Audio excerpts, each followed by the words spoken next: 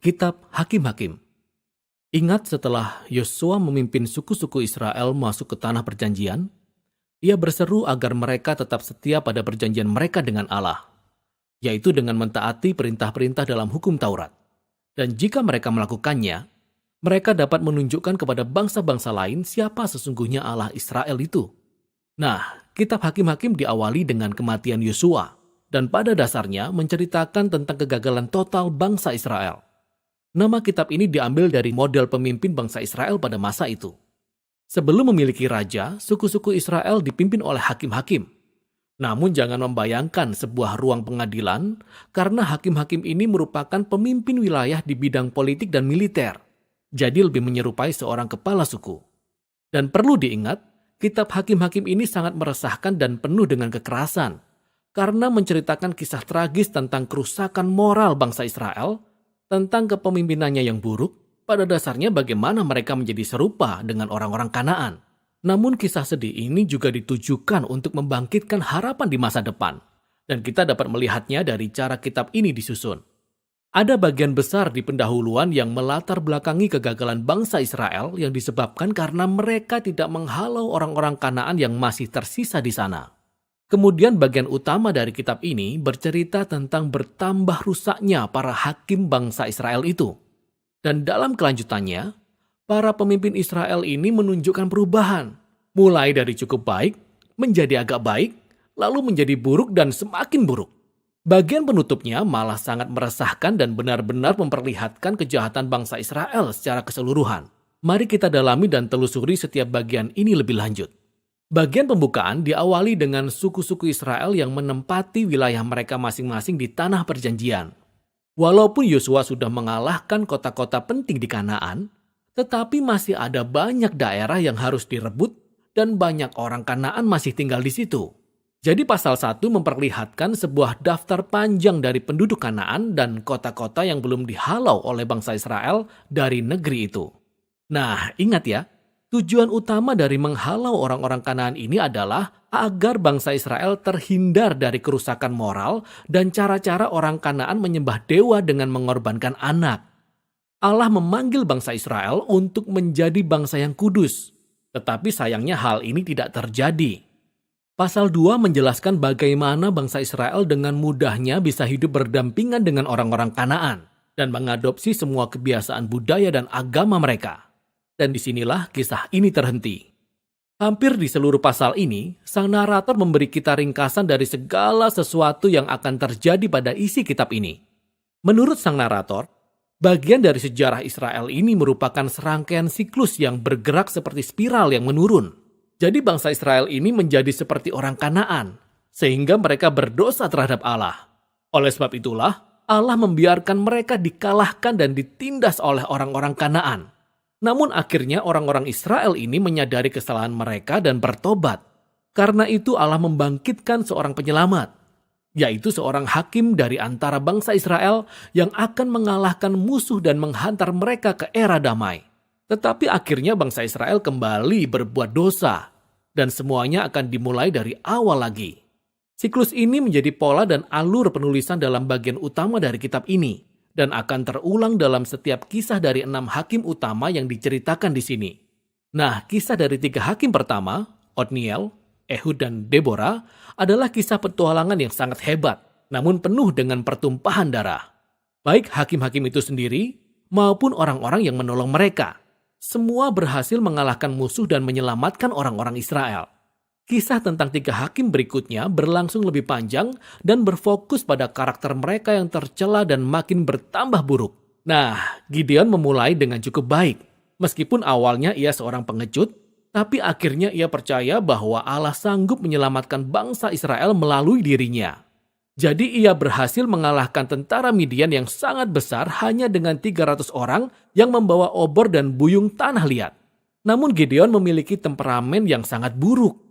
Ia membunuh sesama orang Israel yang tidak mau membantu dia dalam peperangan. Dari sinilah semuanya menjadi semakin buruk.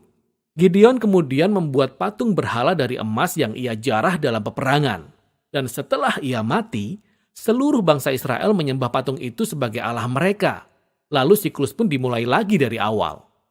Hakim utama berikutnya adalah Yefta, seorang perampok kejam yang tinggal di perbukitan.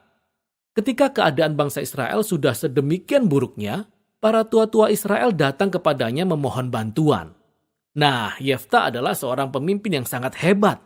Ia memenangkan banyak peperangan melawan orang Amon. Namun sayangnya, ia tidak mengenal Allah bangsa Israel. Ia mengira Allah Israel sama seperti dewanya orang Kanaan, sehingga ia bersumpah akan mengorbankan anak perempuannya jika ia menang perang. Kisah yang tragis ini menunjukkan betapa dalamnya bangsa Israel telah jatuh. Mereka tidak lagi mengenal karakter Allah mereka sendiri, sehingga mereka terjerumus ke dalam pembunuhan dan ibadah yang palsu. Hakim terakhir, Simson, merupakan hakim yang paling buruk. Pada awalnya hidupnya sangat menjanjikan, tetapi ia tidak punya rasa hormat kepada Allah Israel. Ia hidup dengan sembarangan, kejam, dan sombong. Simson memang memperoleh kemenangan yang brutal dan strategis atas orang Filistin, tetapi ia menang dengan mengorbankan integritasnya sendiri. Dan hidupnya berakhir dalam sebuah pembunuhan massal yang mengerikan. Nah, ada catatan singkat di sini. Kita dapat melihat sebuah tema yang berulang di bagian utama kitab ini, yaitu pada saat-saat yang menentukan. Roh Allah memberi kuasa kepada setiap hakim-hakim ini, sehingga mereka mampu menyelamatkan bangsa Israel dengan luar biasa. Nah, walaupun Allah memakai orang-orang yang sangat kacau ini, bukan berarti ia setuju dengan mereka semua atau dengan keputusan yang mereka buat. Yang pertama dan terutama, Allah berkomitmen untuk menyelamatkan umatnya. Tetapi yang Allah dapatkan hanyalah para pemimpin yang rusak ini. Maka dengan merekalah Allah bekerja. Seluruh bagian ini dirancang untuk memperlihatkan betapa buruknya mereka. Kita bahkan tidak lagi bisa membedakan antara orang Israel dengan orang Kanaan. Dan itu baru para pemimpinnya. Bagian terakhir menunjukkan bagaimana bangsa Israel secara keseluruhan mencapai titik terendah. Di bagian ini ada dua kisah yang sangat tragis. Dan kisah ini bukan untuk orang yang lemah hati. Kisah ini disusun dengan kalimat penting yang diulang sebanyak 4 kali di akhir kitab ini. Pada zaman itu, tidak ada raja di antara orang Israel. Dan setiap orang berbuat apa yang benar menurut pandangannya sendiri. Kisah pertama menceritakan tentang seorang Israel bernama Mika, yang membangun kuil khusus untuk penyembahan berhala. Kuil ini kemudian dijarah oleh pasukan khusus yang dikirim oleh suku Dan. Mereka datang dan merampas segalanya, kemudian mereka pergi membakar habis kota Lais yang aman dan tentram, serta membunuh semua penduduknya. Kisah yang sungguh mengerikan. Ketika bangsa Israel melupakan Allah mereka, maka orang yang paling kuatlah yang berkuasa. Kisah terakhir dalam kitab ini bahkan lebih buruk lagi, yaitu tentang pelecehan seksual dan kekerasan yang berakhir dengan perang saudara yang pertama di Israel. Kisah ini benar-benar sangat meresahkan, dan memang itulah tujuannya. Kisah ini ditujukan sebagai suatu peringatan. Kejatuhan bangsa Israel ke dalam kehancuran merupakan akibat mereka berpaling dari Allah yang mengasihi dan menyelamatkan mereka dari perbudakan di Mesir. Dan sekarang bangsa Israel perlu diselamatkan kembali dari kejahatan mereka sendiri. Satu-satunya harapan dalam kisah ini dapat ditemukan dalam satu kalimat yang diulang-ulang pada bagian akhir kitab ini. Sebenarnya ini merupakan kalimat terakhir dalam kisah ini. Tidak ada raja di antara orang Israel.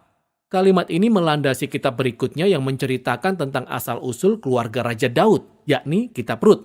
Dan juga asal-usul kerajaan Israel, yakni kitab 1 Samuel.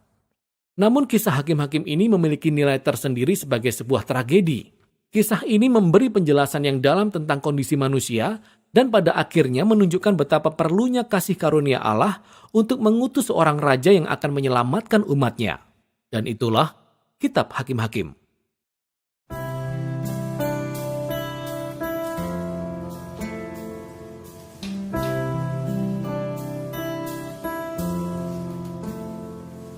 يسوع أنت إلهي حبك شافي الوحيد أنت حبيب نفسي أبدا يسوع أنت من أريد أسجد أمامك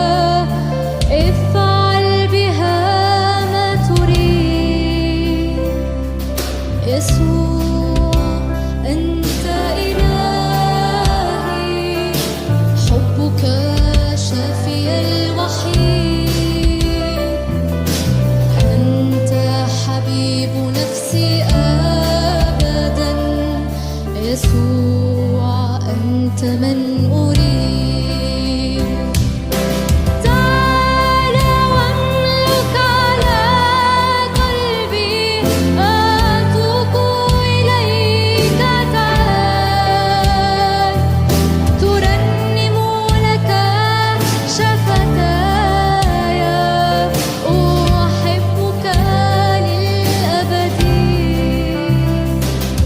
يسوع أنت إلهي حبك شافي الوحيد أنت حبيب نفسي أبدا يسوع أنت من أريد أنت من أريد